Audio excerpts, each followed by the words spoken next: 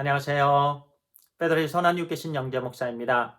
10월 7일 수요일 오늘의 말씀 묵상 시간입니다. 오늘 우리에게 주신 말씀은요. 열왕기상 13장입니다. 1절을 읽고 말씀을 나누겠습니다.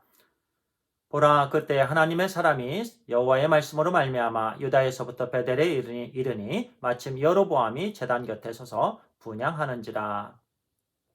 하나님의 사람이라고 칭하는 유다에서 온 선지자가 나옵니다. 하나님께서 불러서 하나님의 심판의 메시지를 전하는 선지자였습니다. 1절 후반부에 보니까 여로보암이 제단 곁에서 분향을 하고 있었다. 그 당시에는요, 제사장들만 분향을 할 수가 있었는데 그의 죄악성을 또 이렇게 말씀해 주십니다. 그가 분향을 하고 있었습니다. 그때 2절에 보니까요, 하나님께서 미리 이 선지자에게 전하라고 하신 그 무시무시한 심판의 메시지를 제단을 향해서 이제 선포를 합니다. 2절도 읽도록 하겠습니다. 하나님의 사람이 제단을 향하여 여호와의 말씀으로 외쳐 이르되 제단아 제단아 여호와께서 이와 같이 말씀하시기를 다윗의 집에 요시아라 이름하는 아들을 낳으리니 그가 내 위에 분향하는 산당 제사장을 내 위에서 제물로 바칠 것이요 또 사람의 뼈를 내 위에서 사르리라 하셨느니라 하고. 네, 정말 무서운 심판의 메시지입니다.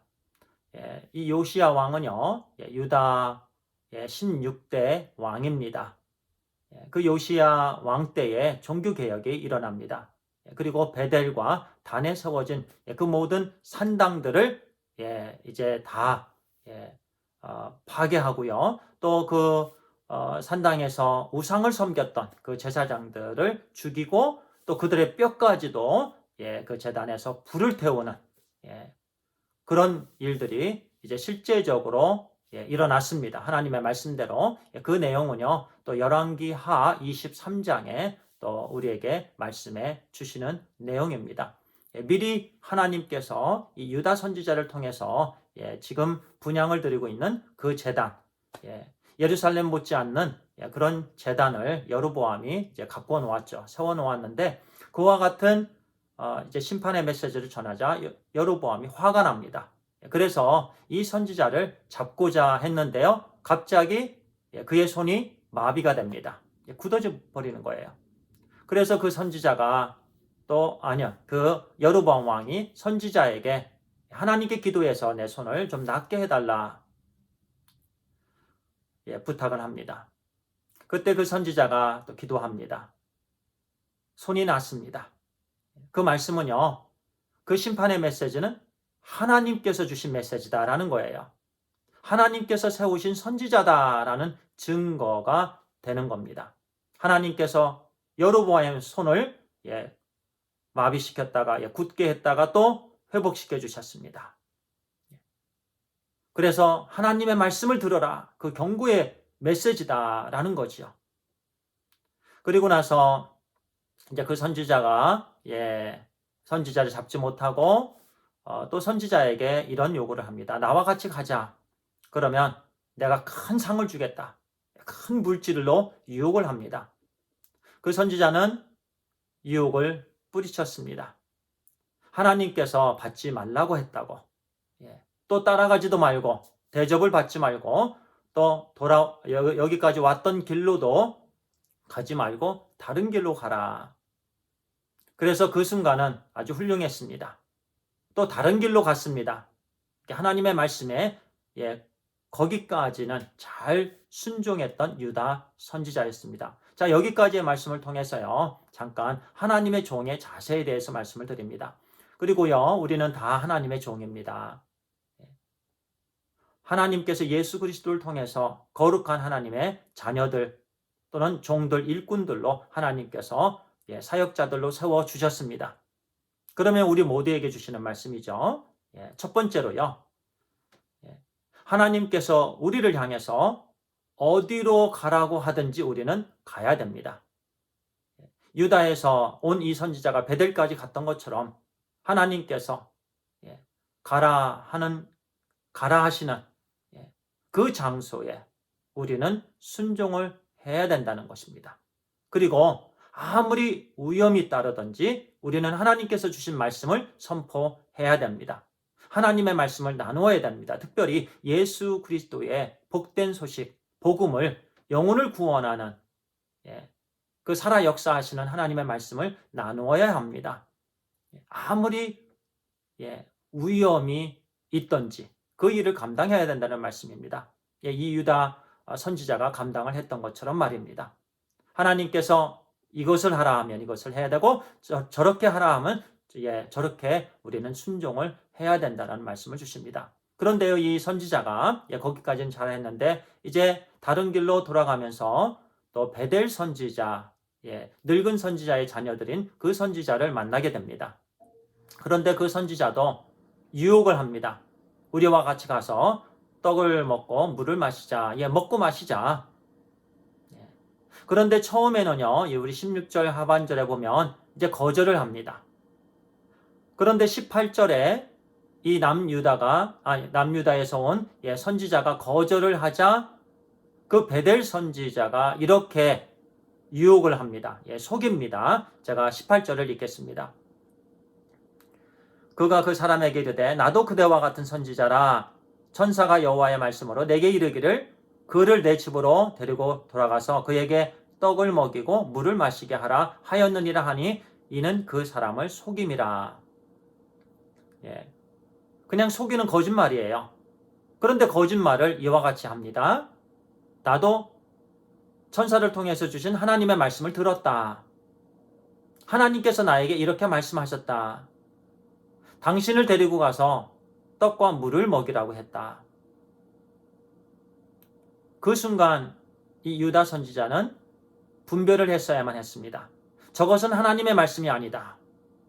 하나님께서 나에게 실제로 그렇게 하지 말라고 미리 말씀을 주셨기 때문에 나는 그 말씀을 붙잡아야 된다 하고 분별해서 따라가서는 안 됐습니다.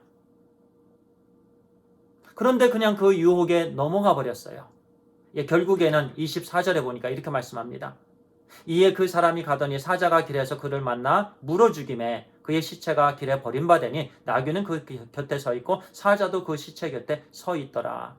그 선지자는 결국 사자의 밥이 됐습니다. 그 베델 선지자가 아무리 하나님의 음성을 들었다고 유혹을 해도 넘어가서는 안 됐습니다. 이미 그는 하나님의 말씀을 갖고 있기 때문에, 하나님의 말씀을 받았기 때문에 그렇습니다. 우리가 그렇습니다. 성경, 생명의 말씀을 우리는 받았습니다. 우리에게 이미 하나님의 말씀이 있습니다. 기록해서 주신 하나님의 말씀입니다. 그런데 사탄은 사람들을 통해서요, 이것이 하나님의 말씀이다, 저것이 하나님의 말씀이다, 또 예수님이 언제 어느 시에 재림하신다, 또 이렇게 구원받아야 된다, 저렇게 구원받아야 된다, 거짓 진리들이 오늘날 이렇게 판을 치고 있습니다.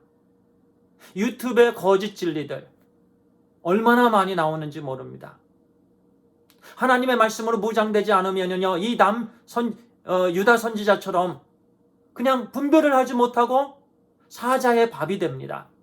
사탄의 밥이 돼버려요. 하나님의 말씀이라고. 그런데 하나님의 말씀이 아닙니다. 그것은 사탄의 유혹입니다. 거짓 증거입니다. 비진리입니다. 그런데 진리인 채 합니다. 그래서 우리는요, 기록해서 주신 하나님의 말씀으로 무장이 되어져야 합니다. 올바로 딱 세워져 있으면 아무리 비진리가 진리인 것처럼 늑대의 탈을 쓰고 유혹을 해도요, 이 파도같이 몰려들어도 우리는 넘어지지 않게 됩니다. 오직 하나님의 말씀으로 무장되면 그렇습니다. 또 성령을 의지하시고요.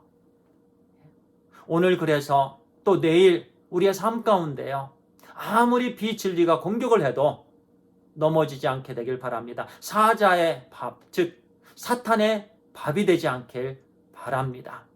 소원합니다. 그러기 위해서 기도하고요. 또 하나님의 말씀을 계속 읽고 또 읽고, 그렇지 않으면 우리는 섭섭함에 이런저런 연약함에 막 넘어질 수밖에 없어요. 자, 오늘 비진리에 넘어가지 맙시다. 오직 하나님의 말씀으로 온전히 세워집시다. 기도하겠습니다. 아버지 하나님 감사합니다.